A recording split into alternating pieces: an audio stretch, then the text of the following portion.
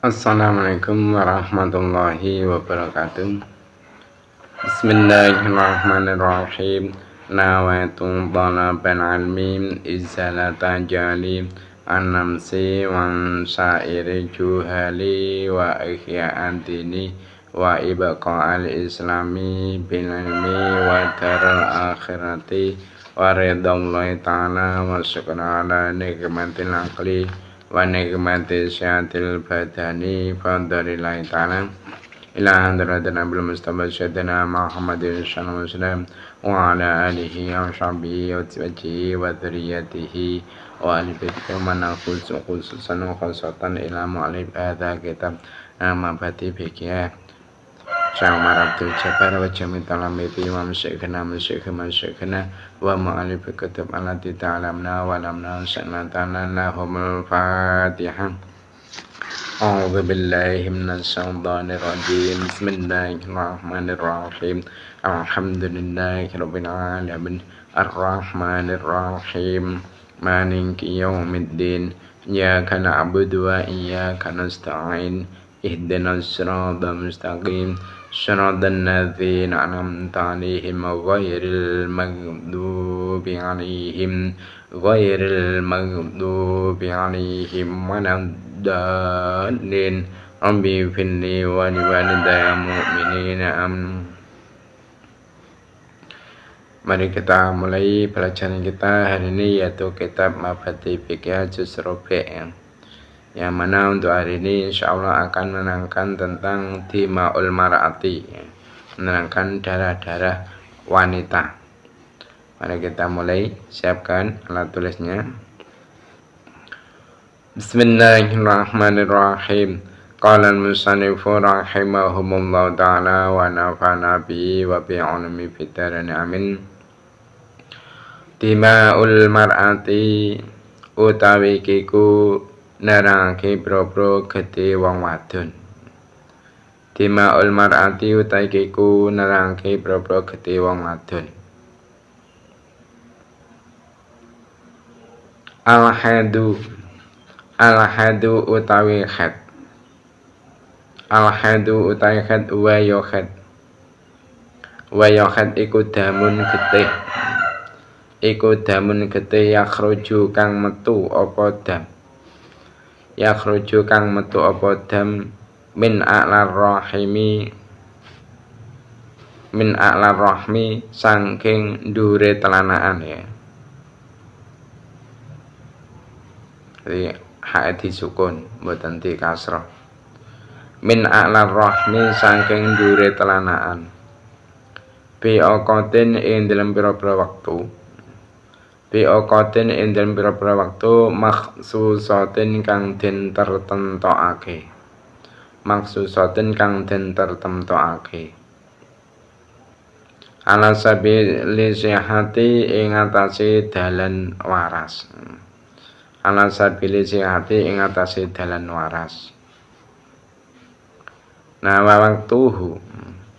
waktu utai waktune khed. Wa waktu utai waktune khed iku min bulughil unsa. Iku min bulughil unsa saking temekane bocah wadon. Iku min bulughil unsa saking temekane bocah wadon temeka tis'a sinina ing umur 9 pira-pira taun. Tis'a sinina ing umur 9 pira-pira taun. Wa aqalluhu utawi sithik-sithike khed. Wa aqallu utawi sithik-sithike khed iku yaumun sedina. Iku yaumun sedina walailatun lan sewengi. Walailatun lan sewengi. Wa aktsaruhu utawi luwih akeh-akeh khed. Wa aktsaru utawi luwih akeh-akeh khed iku khamsata asyara. Iku khamsata asyara 15.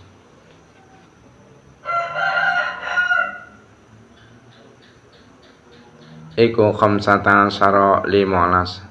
Apane yauman dinane.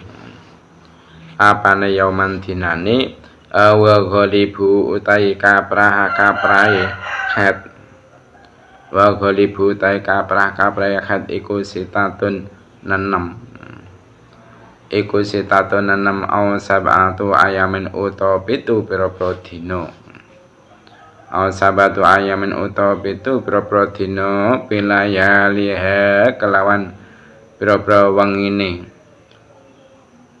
ayam bilayaliha kelawan pira-pira wengine ayam wa aqalu muddati tuhri wa aqalu muddati tuhri anapun wa aqalu muddati tuhri utawi sithik-sithike mangsa suci wa aqalu muddati tuhri utawi sithik-sithike mangsa suci iku khamsata asyara 15 iku khamsata asyara 15 apane yauman dinane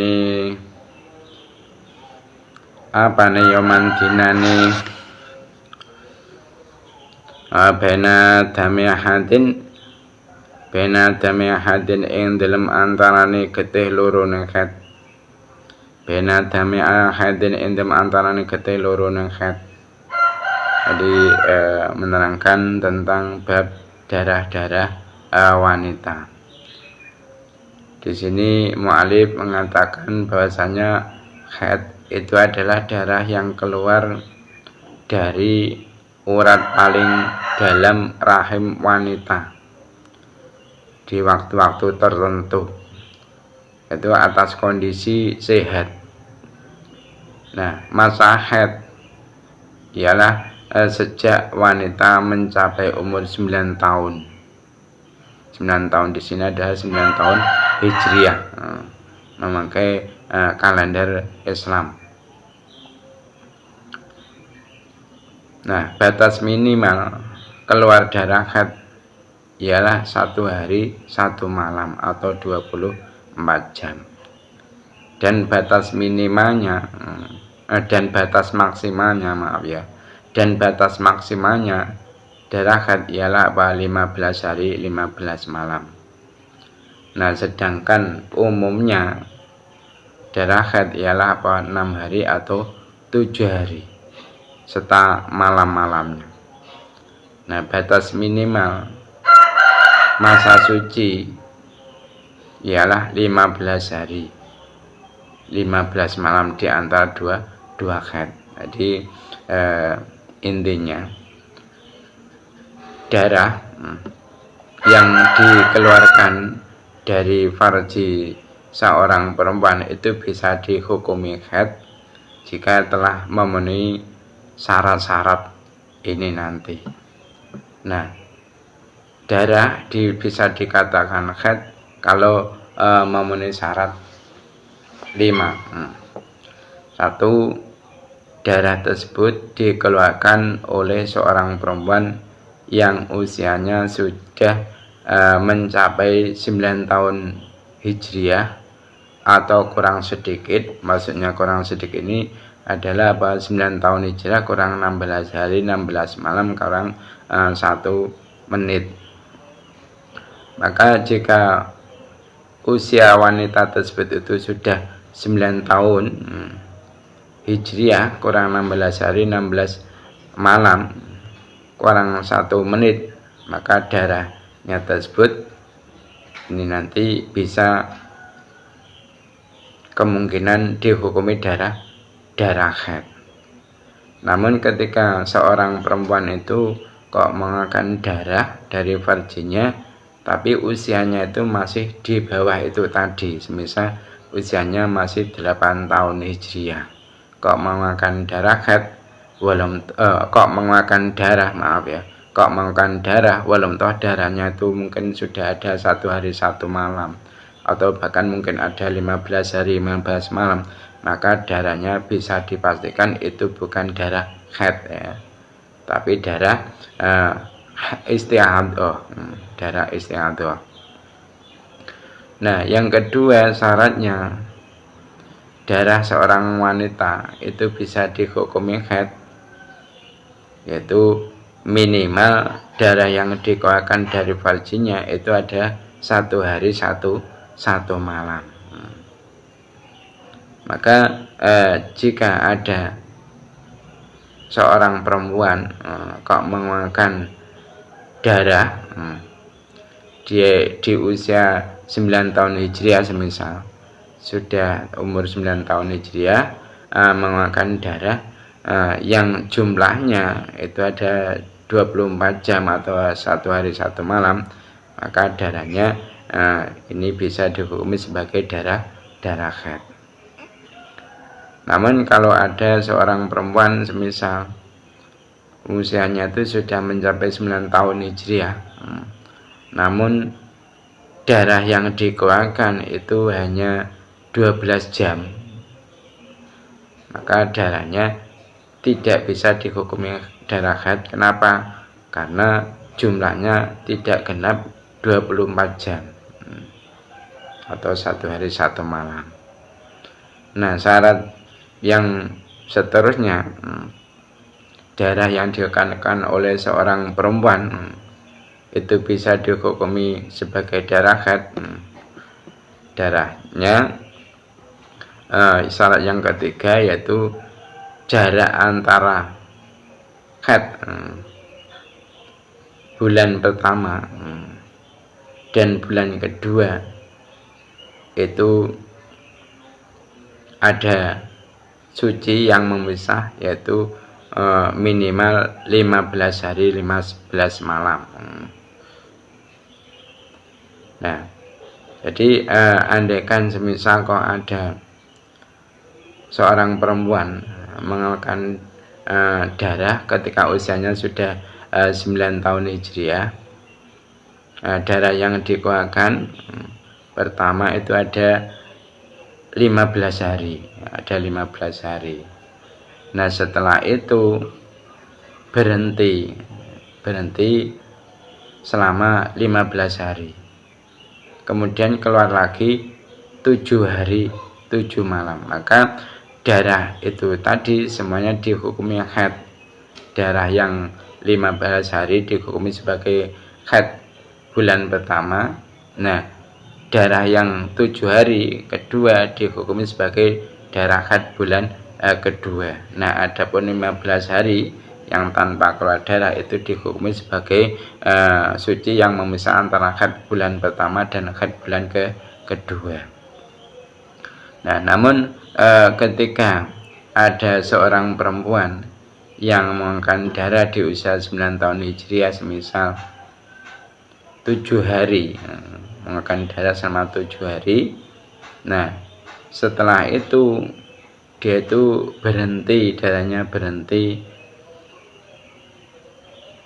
itu berhenti 10 hari, 10 hari berhenti, kemudian keluar lagi, yaitu 5 hari, 5 hari. Maka yang seperti ini tidak boleh kita menghukuminya yang pertama haid, yang kedua istihadah, enggak boleh. Nah, kenapa? Karena di antara darah yang kuat tadi itu bercampur antara darah istihadah dengan darah haid, seperti itu. Jadi syaratnya yang nomor 3, darah yang dikeluarkan oleh seorang wanita itu bisa dihukumi haid, yaitu antara jarak darah yang pertama dan darah yang kedua itu ada suci yang memisah minimal 15 hari 15 malam. Nah, selanjutnya darah seorang perempuan itu bisa dihukumi haid. Syaratnya yang keempat yaitu darah yang keluar itu tidak lebih dari 15 hari 15 malam. Darahnya tidak lebih dari 15 hari 15 malam. Maka jika ada seorang perempuan mengeluarkan darah kok 15 hari 15 malam, atau mungkin 10 hari 10 malam, maka itu bisa dihukumi sebagai darah haid. Namun ketika ada seorang perempuan kok mengeluarkan darah lebih dari 15 hari 15 malam, semisal mungkin 16 hari ataupun 17 hari ataupun mungkin 20 hari, maka darah yang dikeluarkan perempuan ini tidak bisa secara langsung kita hukumi sebagai darah haid kesemuanya, nggak bisa. Kenapa? Karena di situ bercampur antara darah haid dan darah istihadah. Tuh. Nah, syarat yang nomor 5, darah seorang perempuan itu bisa dihukumi haid. Syaratnya darah tersebut tidak dikeluarkan karena habis melahirkan. Tidak dikeluarkan karena sehabis melahirkan. Maka jika ada orang perempuan sehabis melahirkan kok mengeluarkan darah, maka tidak bisa dihukumi sebagai darah haid. Nah, balik dihukumi sebagai darah nifas, sebagai darah nifas. Jadi intinya kaidah darah seorang perempuan, darah yang dari bagi seorang perempuan itu bisa dihukumi sebagai darah haid. Syaratnya atau kaidahnya nomor 1, darah yang keluarkan itu dari perempuan yang sudah berusia 9 tahun Hijriah. 9 tahun Hijriah atau kurang sedikit, maksudnya 16 hari 16 malam kurang 1 menit. Nah, kedua kaidahnya atau syaratnya, darah yang dikeluarkan minimal ada 24 jam atau sehari semalam. Nah, syarat yang ketiga atau kaidah yang kedua atau yang ketiga yaitu antara darah pertama dan darah haid pertama dan darah yang kedua itu ada jarak suci minimal 15 hari 15 malam, atau darah tersebut harus didahului suci minimal 15 hari 15 malam. Itu yang nomor 3. Nah, syarat yang nomor 4, darah tersebut tidak lebih dari 15 hari 15 malam. Nah, syarat yang kelima, darah tersebut dikeluarkan tidak karena habis melahirkan. Itu kaidahnya atau syaratnya. Nah, adapun wawasannya, darah haid itu umumnya 6 hari atau 7 hari. Nah, terus wawasannya lagi bahwasanya suci, minimal suci yang memisah antara haid bulan pertama dan haid bulan kedua adalah 15 hari 15 malam. Adapun paling banyaknya suci yang memisah antara haid 1 dan haid yang kedua itu tidak terbatas. Bisa saja kemungkinan seorang perempuan itu mungkin dia itu haid di usia 10 tahun. Nah, setelah haid di usia 10 tahun dia sampai meninggal dunia, sampai tua itu nggak pernah haid lagi, itu juga bisa.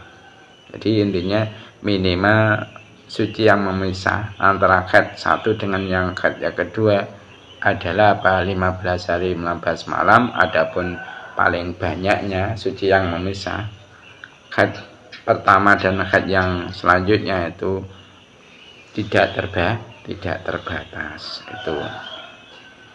Dan sekarang setelah kita membahas darah-darah wanita yang berupa darah haid, selanjutnya kita membahas darah nifas ya.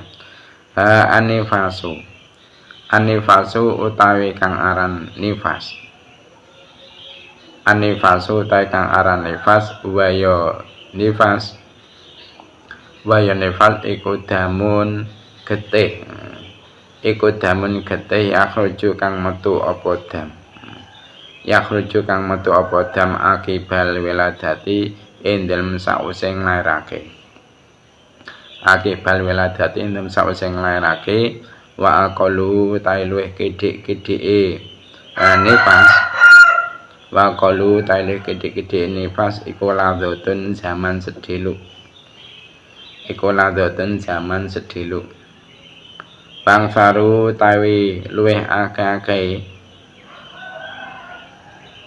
Bang faru tawi luweh akeh-akeh.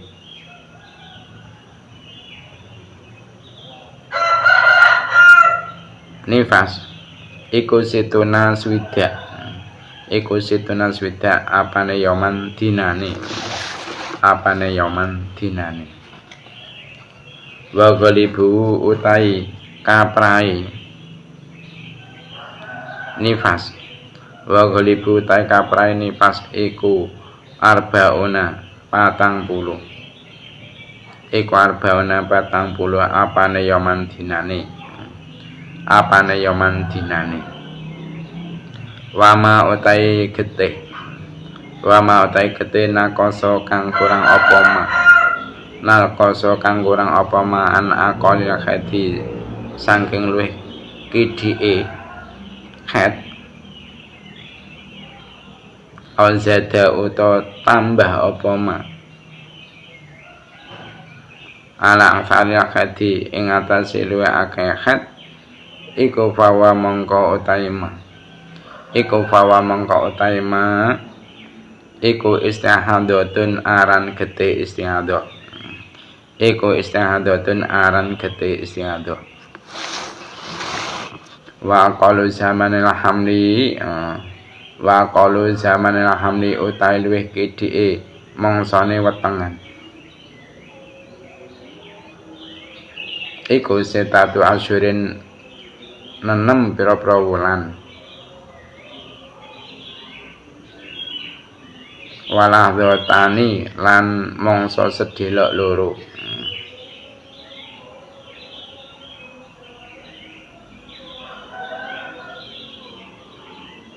Walahdhatani lan mangsa sedhelok loro wa ghalibu utai kaprae hamal. Wa ghalibu utai kaprae hamal. Wa ghalibu utai kaprae hamal iku tis'atu asyurin 9 pira-pira wulan. Ikuti satu asyurin 9 pira-pira wulan. Wa aktsaruhu utai luwih akeh-akeh zaman hamal. Iku arba'u sinina 4 pira-pira taun. Iku arba'u sinina 4 pira-pira taun. Nah, sekarang membahas tentang nifas, tentang nifas. Di sini mu'alif mengatakan nifas itu adalah darah yang keluar setelah melahirkan. Nah, batas minimal mengeluarkan darah nifas yaitu sekali keluar dalam waktu yang sebentar. Dan maksimalnya darah nifas ialah 60 hari 60 malam. Nah, sedangkan umumnya darah nifas adalah 40 hari 40 malam. Nah, adapun darah yang kurang dari batas minimal darah haid atau melebihi batas maksimal darah haid, maka darah itu adalah darah istihadah. Nah, jadi intinya darah nifas itu adalah darah yang dikeluarkan oleh seorang perempuan yang baru melahirkan, baik melahirkan dalam kondisi normal ataupun tidak normal. Maksudnya kondisi normal perempuan tersebut itu melahirkan di usia kehamilan yang sudah sempurna, semisal yaitu 9 tahun. Di usia 9 tahun ya, 9 bulan. Yaitu di usia 9 bulan, kandungan di usia 9 bulan, terus dia melahirkan dengan normal melalui jalan depannya. Kok setelah seluruh tubuh bayi ini sudah keluar, dari mulai kepala sampai kaki semuanya sudah keluar. Nah, lantas setelah itu keluar darah, maka darahnya ini bisa dihukumi sebagai darah nifas. Atau melahirkannya itu tidak secara normal, semisal yaitu operasi. Ada seorang perempuan melahirkan dengan cara operasi, mungkin dibedah perutnya untuk mengeluarkan bayi yang ada di dalam kandungannya. Berarti ini melahirkan dengan tidak normal, maksudnya dengan cara dioperasi. Nah, setelah seluruh tubuh bayi ini sudah dikeluarkan semuanya, kok lantas setelah itu dari kemaluannya itu keluar darah, maka darahnya itu bisa disebut sebagai darah nifas. Nah, wawasan tentang nifas bahwasanya paling sedikit darah nifas itu adalah satu kecerotan atau satu tetes, maksudnya sebentar. Dan maksimalnya darah nifas itu adalah 60 hari 60 malam. Nah, umumnya darah nifas adalah 40 hari 40 malam. Nah, di sini tadi dikatakan bahwasanya wa ma naqasa an aqal hati au zada ala aqal hati fa wa istihadun. Nah, jika ada seorang perempuan, maksudnya yang tidak baru melahirkan, kok mengeluarkan darahnya itu kurang dari batas minimal darah haid. Misal ada seorang perempuan mengeluarkan darah cuma 1 jam atau 2 jam atau mungkin 23 jam, maka darah perempuan yang seperti ini yang dikeluarkan tidak ada jumlahnya 24 jam, maka darah ini dihukumi sebagai darah istihadah. Atau darah yang ia keluarkan itu melebihi batas maksimal darah haid. Batas maksimal darah haid berapa? 15 hari 15 malam. Semisal ada seorang perempuan mengeluarkan darah 17 hari 17 malam. Perempuan yang tidak baru melahirkan mengeluarkan darah 17 hari 17 malam, maka yang seperti ini tidak bisa dihukumi sebagai darah haid secara mutlak, secara keseluruhan. Kenapa? Di sini bercampur antara darah haid dan darah istihadah. Nah, terus tadi kan kita katakan auzada ala afarqati fawa istihadatun. Kalau darahnya tadi kok melebihi batas maksimal darah haid yang 15 hari 15 itu hukumi istihadah. Maksudnya apa? Maksudnya adalah maksudnya hari ke 15 dan 16 itu tidak bersambung. Tapi kalau hari ke 15 dan 16 kok bersambung darahnya, ini bercampur. Di situ antara darah haid dan darah istihadah bercampur. Namun kalau hari ke 15 dan 16 ini tidak bersambung, maka selebihnya dari 15 dan 15 malam itu dinamakan istihadah. Contoh misalnya ada seorang perempuan mengeluarkan darah 18 hari. Ada seorang perempuan yang tidak baru melahirkan mengeluarkan darah 18 hari. Nah, darah yang hari ke-15 dan 16 itu tidak bersambung.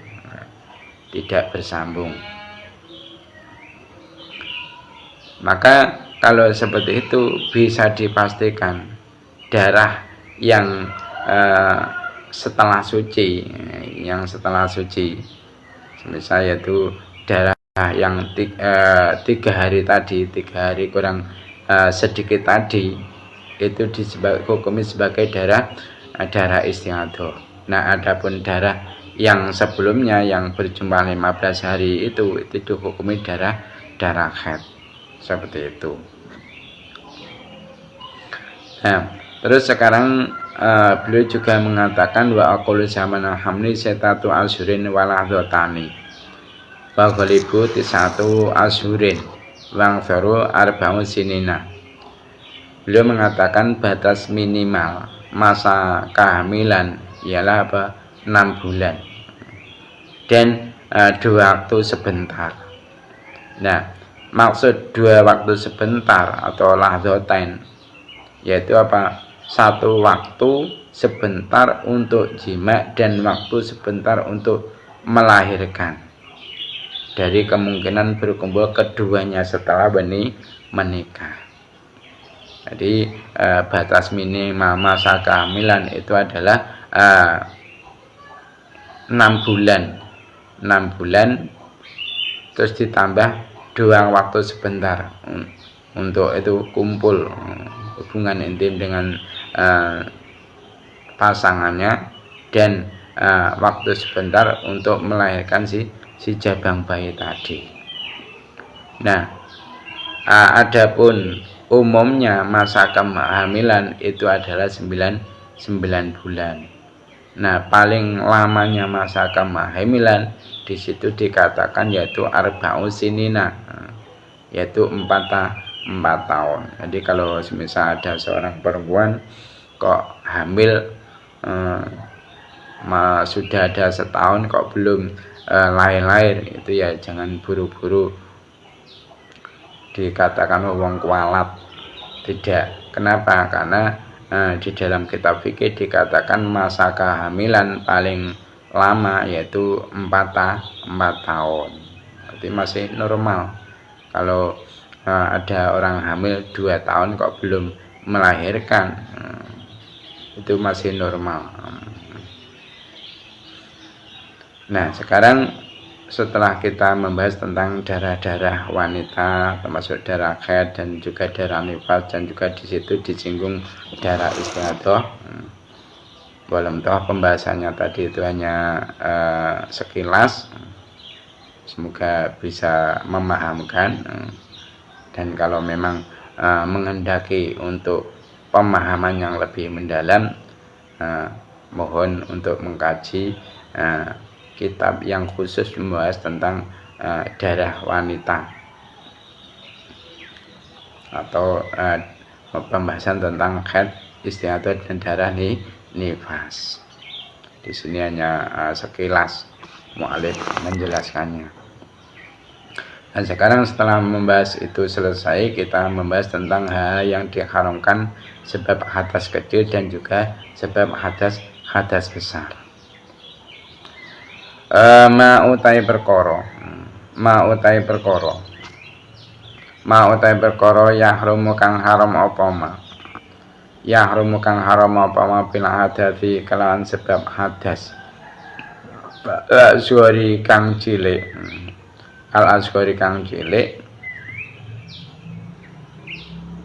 iku al-awalu ta kang awal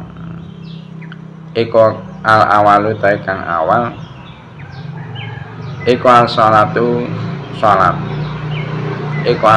salat likoli krana dawuh Nabi sallallahu alaihi wasallam rupane dawuh layak balu Allahu salatan bi ghairi tuhurin. Layak balu orang nrimo sapa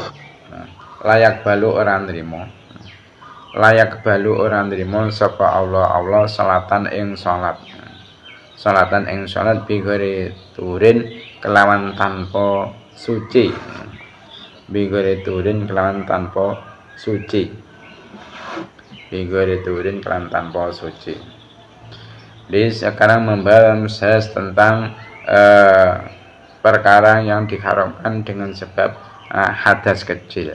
Hadas kecil apa? Yaitu sesuatu yang mewajibkan wudu.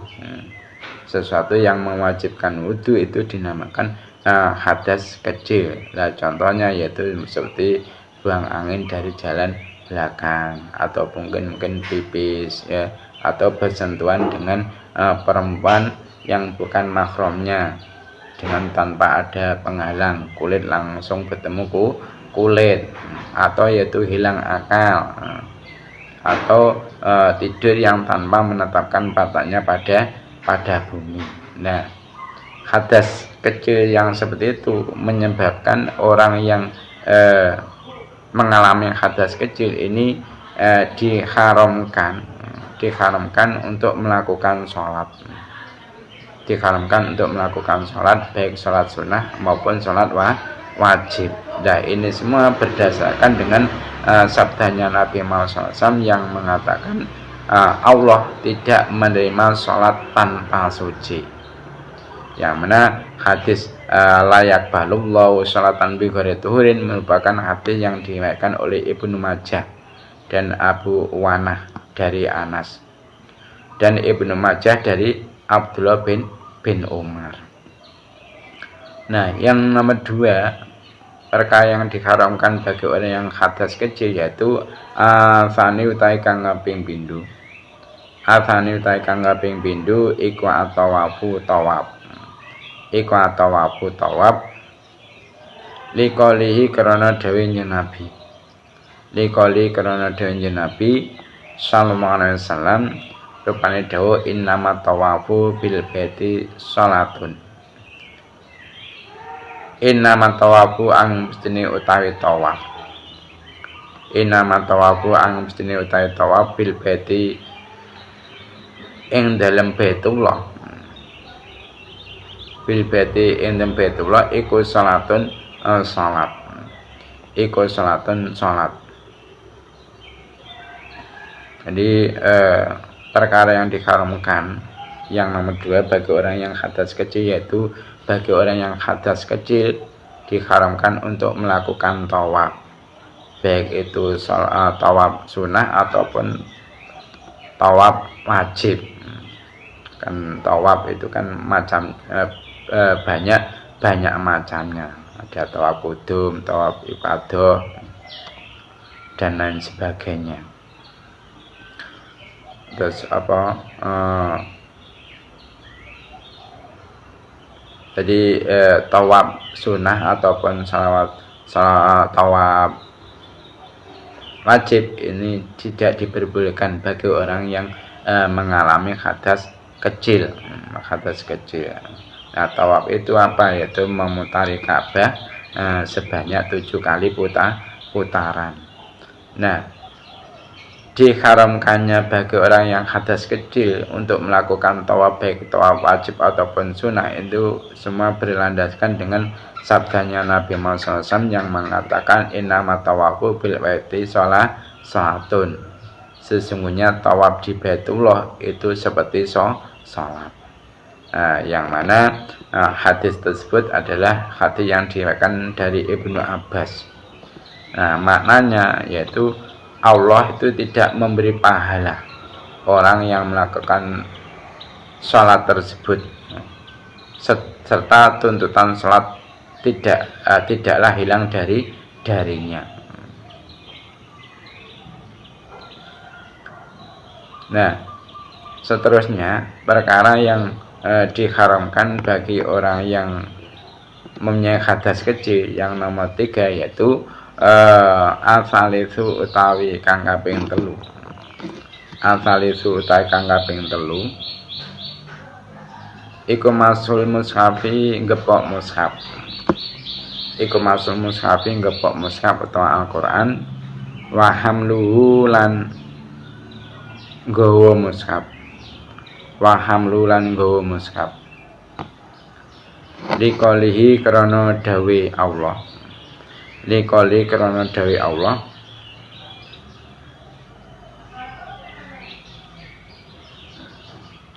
likoli krana dawi Allah ta'ala halimahulu sapa Allah rumai dawuh la yamassuhu illal mutahharun la yamassuhu ora kena ngepok ing mushaf la yamassuhu ora kena ngepok ing mushaf sapa illal mutahharuna angin wong kang suci-suci kabeh sapa ila mutahharuna angin wong kang suci-suci kabeh wa qalihi lan dawe jeng Nabi Muhammad SAW la yamassu ora kena ngepok la yamassu ora kena ngepok al-Qur'ana ing Al-Qur'an Al-Qur'ana ing Al-Qur'an sapa ila tahirun angin wong kang suci sapa ila tahirun angin wong kang suci utawa kejaba wong kang suci. Nah, selanjutnya perkara yang nomor 3 yang diharamkan bagi orang yang hadas kecil. Bagi orang yang hadas kecil ini diharamkan untuk menyentuh dan membawa mushaf, menyentuh dan membawa mushaf. Nah, menyentuh itu bagaimana? Semisal ini mushaf diginikan, ini berarti menyentuh. Nah, kalau membawa, semisal mushaf berada di tas yang dipakai untuk mengaji. Nah, orang yang mempunyai tas yang berisi Al-Quran, dia itu membawa tasnya dengan niat membawa mushaf. Maka yang seperti itu membawa. Namun ketika ada mushaf, semisal diginikan, ini berarti apa? Dia menyentuh sekaligus membawa. Jadi dosanya dari dua jalur. Jadi orang yang dalam keadaan hadas kecil ini tidak diperbolehkan, hukumnya haram menyentuh dan juga haram membawa mushaf. Nah, mushaf itu apa? Definisi mushaf yaitu makutiba lidasatin, yaitu makutiba lidasatin li mushafin, yaitu sesuatu yang diambil dari Al-Quran, dari ayat-ayat Al-Quran yang ditulis tujuannya adalah untuk belajar atau untuk dibaca. Maka kalau seperti itu definisinya yaitu mengecualikan sesuatu dari ayat-ayat Al-Quran yang ditulis tujuannya tidak untuk dibaca atau untuk belajar, semisal untuk mengambil berkahnya ayat-ayat suci Al-Quran. Semisal ada orang yang menulis ayat kursi tujuannya untuk mengambil berkah, supaya untuk penjagaan rumahnya semisal, atau untuk dikalungkan anak kecil yang sering menangis di waktu malam hari. Akhirnya dituliskan ayat-ayat suci Al-Quran yang berupa ayat kursi, tujuannya supaya dia terhindar, anak tersebut, dari gangguan setan. Maka yang seperti itu bukan termasuk mushaf. Atau yaitu sesuatu dari ayat-ayat Al-Quran yang ditulis tujuannya untuk hiasan dinding. Seperti ada tulisan ayat kursi yang dipampang di dinding rumah, tujuannya untuk hiasan sekaligus untuk mengambil berkahnya. Maka yang seperti itu bukan kategori mushaf. Jadi andaikan semisal ada orang yang dalam keadaan hadas kecil kok memegang itu, enggak mengapa, karena itu bukan termasuk mushaf. Nah, larangan bagi orang yang hadas kecil untuk membawa dan juga menyentuh mushaf ini semua berdasarkan dengan firman-Nya Allah Subhanahu wa taala yang artinya tidak boleh menyentuhnya kecuali orang orang yang disucikan. Ya, yang mana firman-Nya Allah yang berusaha la yamassuhu ilal mutahharun itu adalah tertera di dalam surah Al-Waqiah ayat 79. Nah, maksud dari ayat tersebut ialah apa? Orang-orang yang mensucikan diri mereka dari beberapa hadas. Nah, selain itu larangan tersebut juga berlandaskan dengan sabdanya Nabi Muhammad SAW yang berupa la yamassul qur'ana illa tahirun. Artinya tidak boleh menyentuh Al-Quran kecuali orang yang suci. Yang mana hadis tersebut termasuk hadis yang diriwayatkan oleh Imam Malik dengan berupa hadis mursal dan dimausulkan oleh An-Nasai dan juga Ibnu Hibban. Seperti itu. Nah, seterusnya membahas ma yahrumu bil janabati. Ma ai hadza ma tegese utahe iku metelake barang atau perkara. Ma ai hadza ma tegese utahe iku metelake barang atau perkara yahrumu kang haram apa ma. Yahrumu kang haram apa ma bil janabati kelawan sebab jinabat. Bil janabati kelawan sebab jinabat. Yahrumu haram. Yahrumu haram biya kelawan sebab jinabat apa ma perkara. Apa ma perkara yahrumu kang haram apa ma. Yahrumu kang haram apa ma bila hadasi kelawan sebab hadas. Bila hadasi kelawan sebab hadas al asghari kang cilik. Wa tazidulan tambah. Wa tazidulan tambah. Apa janabat. Wa tazidulan tambah apa janabat alaihi ing atase bil hadasil asghar. Bi amrani kalawan perkara loro. Bi amrani kalawan perkara loro. Nah, awaluhuma atai kawitane amrani. Awaluhuma atai kawitane amrani iku qiraatul Qur'ani maca Al-Qur'an. Iku qiraatul Qur'ani maca Al-Qur'an. Liqalihi krana dawuh Nabi. Liqalihi krana dawuh Nabi Muhammad sallallahu alaihi wasallam rupane dawuh layak raul junubu wal haidu syai'an minal Qur'ani.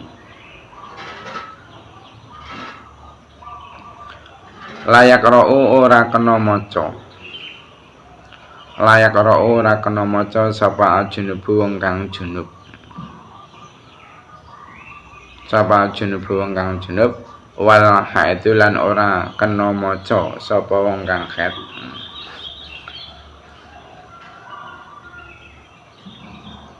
Sayan ing suci-wiji. Sayan ing suci-wiji minal Qur'ani kang tetep saking Al-Qur'an. Minal Qur'ani kang tetep saking Al-Qur'an. Afani hima. Fani hima utai kaping pindhone amrani. Fani hima utai kaping pindhone amrani iku al-muqtu meneng. Iku al-muqtu meneng fil masjidi ing dalam jerone masjid. Fil masjidi ing dalam jerone masjid. Liqalihi karena dawuh Nabi Muhammad sallallahu alaihi wasallam rupane dawuh la uhillul masjida li haidin wala junubin. La uhillu ora ngalalake sapa ingsun. La uhillu ora ngalalake sapa ingsun al masjida ing masjid. Al masjida ing masjid li haidin kedhe wong kang haid. li haidin kedhe wong kang haid wala junubin lan ora kedhe wong kang junub wala haidin lan ora ngalalake sapa ingsun kedhe wong kang junub ngoten komplete ya. Komplete wala junubin lan ora ngalalake sapa ingsun kedhe wong kang junub. Nah, sekarang membahas tentang hal yang diharamkan sebab janabat. Nah, haram sebab janabat yaitu apa? Hal-hal yang diharamkan sebab hadas kecil. Jadi bagi orang yang jinabat, masih ingat toh jinabat apa? Yaitu orang yang bersenggama, baik mengeluarkan mani ataupun tanpa mengeluarkan mani. Dan yang kedua yaitu orang yang mengeluarkan mani, baik dengan senggama ataupun tanpa senggama. Maka orang-orang yang seperti itu dinamakan orang yang janabat atau jinabat. Nah, orang yang dalam keadaan jinabat seperti itu, maka dia diharamkan untuk melakukan hal-hal yang diharamkan bagi orang yang hadas kecil.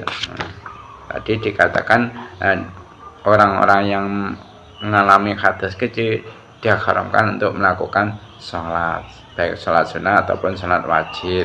Itu diharamkan melakukan tawaf sunnah ataupun sholat tawaf wajib.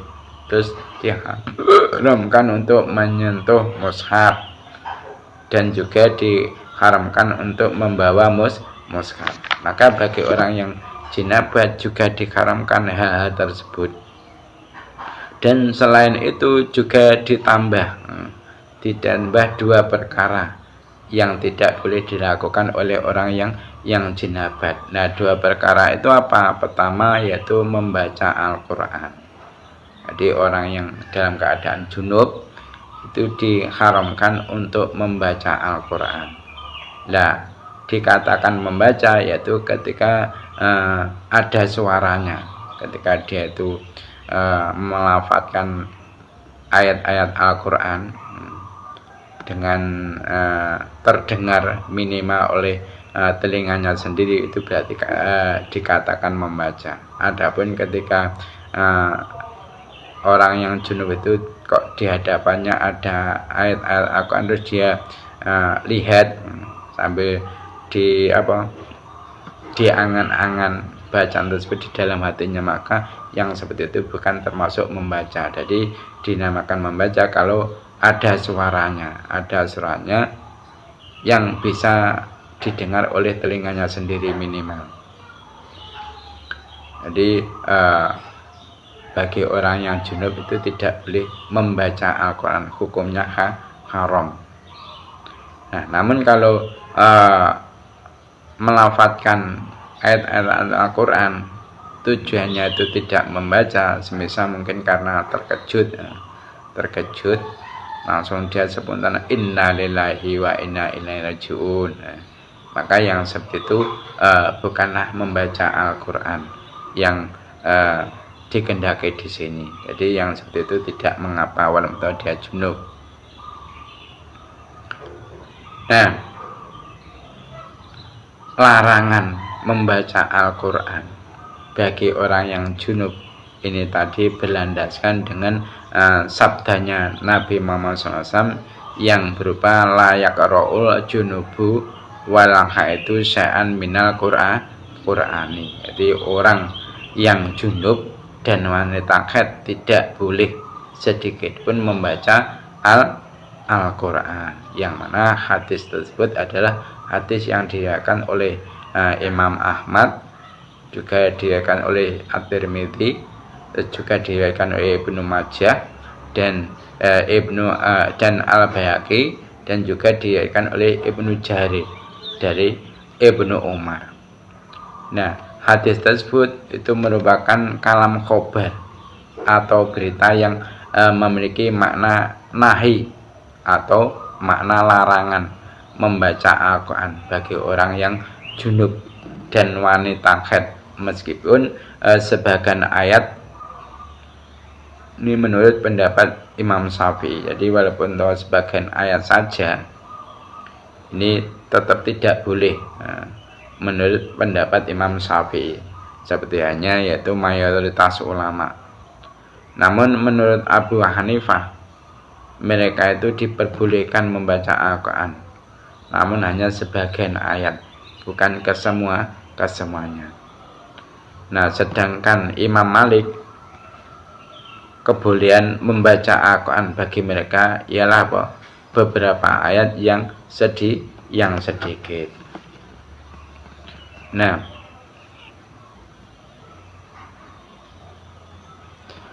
adapun kedua dari perkara yang diharamkan bagi orang yang junub, yaitu apa? Diam di dalam masjid. Jadi ketika mungkin ada seorang laki-laki yang tidur di dalam masjid, kok mungkin dia itu di dalam tidurnya bermimpi yang akhirnya mengeluarkan sperma atau mani, maka dia setelah sadar dari tidurnya harus cepat-cepat keluar dari masjid. Kenapa? Karena kalau dia tetap di situ terkena hukum haram, karena bagi orang yang junub ini dilarang untuk diam di dalam masjid. Nah, larangan ini berlandaskan dengan sabdanya Nabi Muhammad SAW yang berupa la ukhilul majita li ahadin wala junubin, yang artinya aku tidak menghalalkan, maksudnya tidak boleh masuk masjid bagi wanita yang haid dan orang junub. Yang mana hadis la ukhilul majita li ahadin wala junubin ini merupakan hadis yang diriwayatkan oleh Abu Daud dan disahihkan oleh Ibnu Huzaimah dari Aisyah. Diriwayatkan oleh Aisyah. Hadis tersebut itu terjadi ketika Nabi Muhammad SAW itu datang dan mengetahui bahwa jalan menuju rumah sebagian sahabat melewati masjid. Nah, kemudian Nabi berkata, palingkanlah rumah-rumah ini dari arah masjid. Nah, kemudian pada suatu saat Nabi masuk kembali ke dalam masjid. Nah, sedangkan para sahabat belum merubah posisi jalan menuju rumah mereka dengan berharap ada dispensasi dari Nabi Muhammad SAW. Lalu Nabi Muhammad SAW berkata, palingkanlah rumah-rumah ini dari arah masjid. Sesungguhnya aku tidak menghalalkan masjid bagi wanita yang sedang haid dan orang junub. Nah, seterusnya membahas tentang hal yang haram sebab haid. Ma ayadzama tegese utahe kumatilake perkara yahrumu kang haram apa ma. Yahrumu kang haram apa ma bil haidi kelan sebab haid. Bil haidi kelan sebab haid. Yahrumu haram. Yahrumu haram bi kelan sebab haid apa ma perkara. Apa ma perkara yahrumu kang haram apa ma. Yahrumu kang haram apa ma bil janabati kelan sebab jinabat. Bil janabati kelan sebab jinabat wa yazidu lan nambahi apa haid. Wajib lan nambahi apa haid alaiha ing atase janabah. Bi umurin kelan pira-pira perkara. Bi umurin kelan pira-pira perkara awaluha utawi kawitane umur iku asamu poso. Ilang kita idami temeka pegote getih. Liqali Aisyah krana dawe Siti Aisyah radhiyallahu anha Kuna ana sapa kita. Kuna ana sapa kita.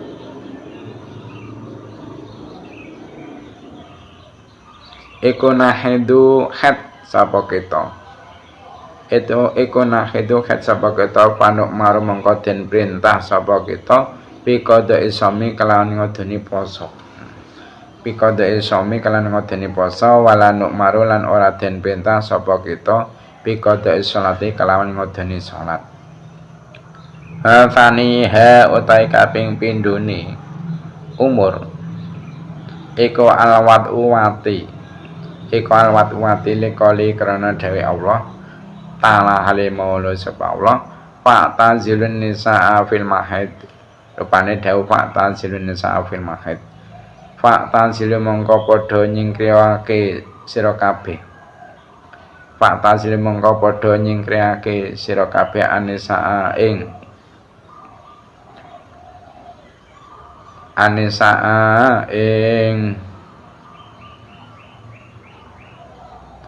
pira-pira bojo wadon fil mahidi ing dalem wektu haid fil mahidi ing dalem wektu haid wa qalilan dawe anjen Nabi masa samrupane dawe isnau kulla syai'in ila nikah isnau agawe sira kabeh isnau agawe sira kabeh kulla syai'in ing saben-saben suwi-wiji ila nikah angin jima ila nikah angin jima Al-Thali suwatai kaping telune umur iku al-istimta'u ngalap seneng-seneng bima kelawan barang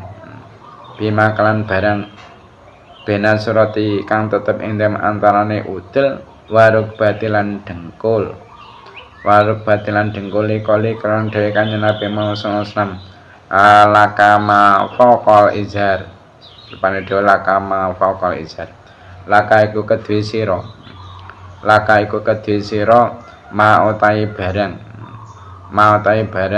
faqal izhari kang tetep ing dalem sak ndure nyamping faqal izhari kang tetep ing dalem sak ndure nyamping. Nah, sekarang membahas tentang perkara-perkara yang diharamkan bagi orang yang dalam keadaan haid. Di situ mu'alif mengatakan bahwasanya haram sebab haid yaitu hal-hal yang diharamkan sebab jinabat. Tadi kan dikatakan orang yang jinabat haram untuk melakukan apa? Sholat, baik sholat sunnah ataupun sholat wajib. Diharamkan untuk tawaf sunnah ataupun sholat wajib. Terus menyentuh mushaf, membawa mushaf.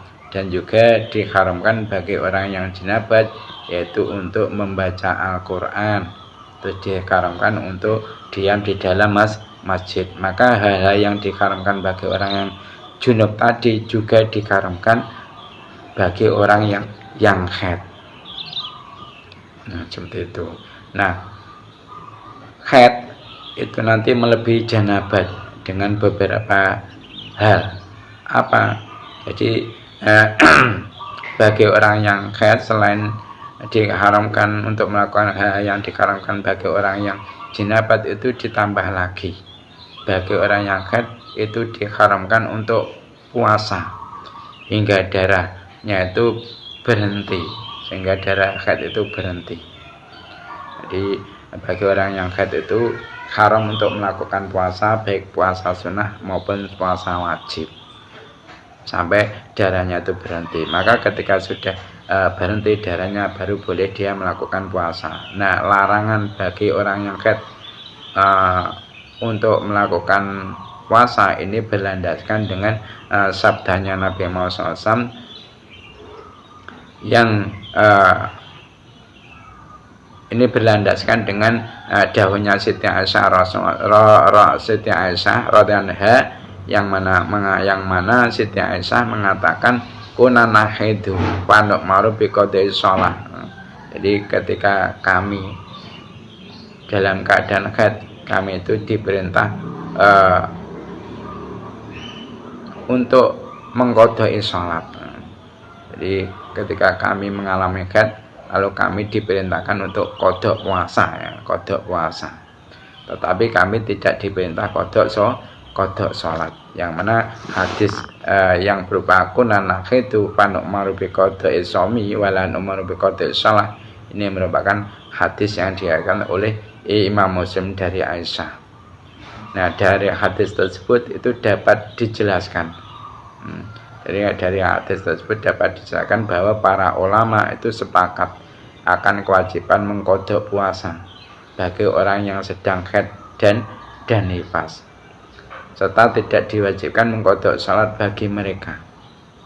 Nah, ulama menjelaskan alasan kedua ibadah tersebut dibedakan, yaitu apa? Karena salat dilakukan secara berulang-ulang, sehingga ketika seorang wanita yang sedang haid dan nifas diwajibkan mengkodok salat, maka akan memberikan bagi mereka.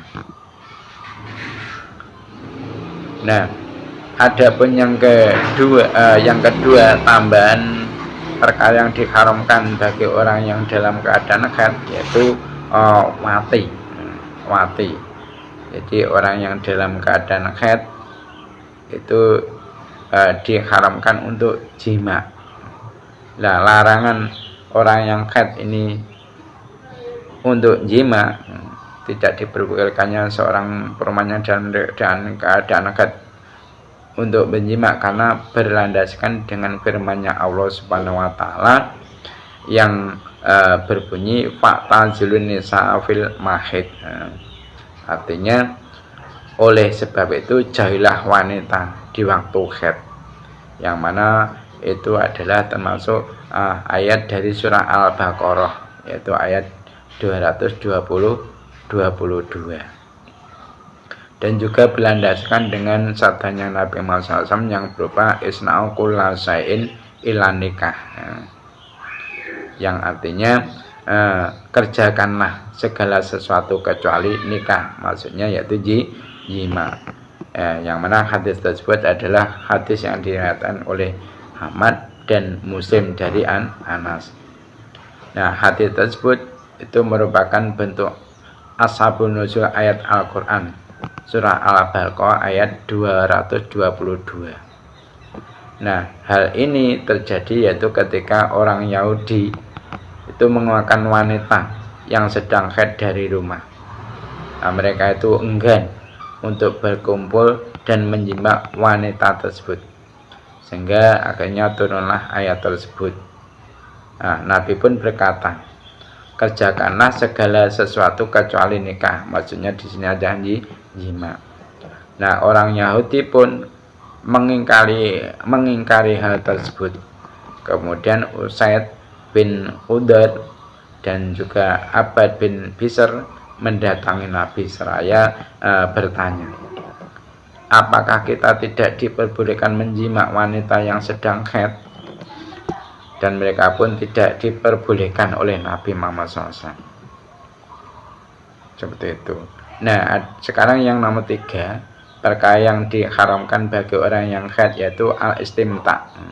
Al-istimta atau bersenang-senang pada anggota tubuh antara pusat dan lutut.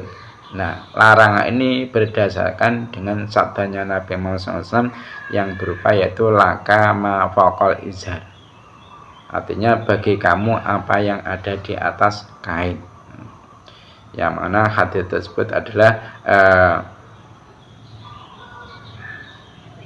hadis yang berhubungan dengan Abdullah bin Sa'ad itu bertanya kepada Nabi Muhammad SAW, hal apakah yang diperbolehkan bagiku dari wanita yang sedang haid?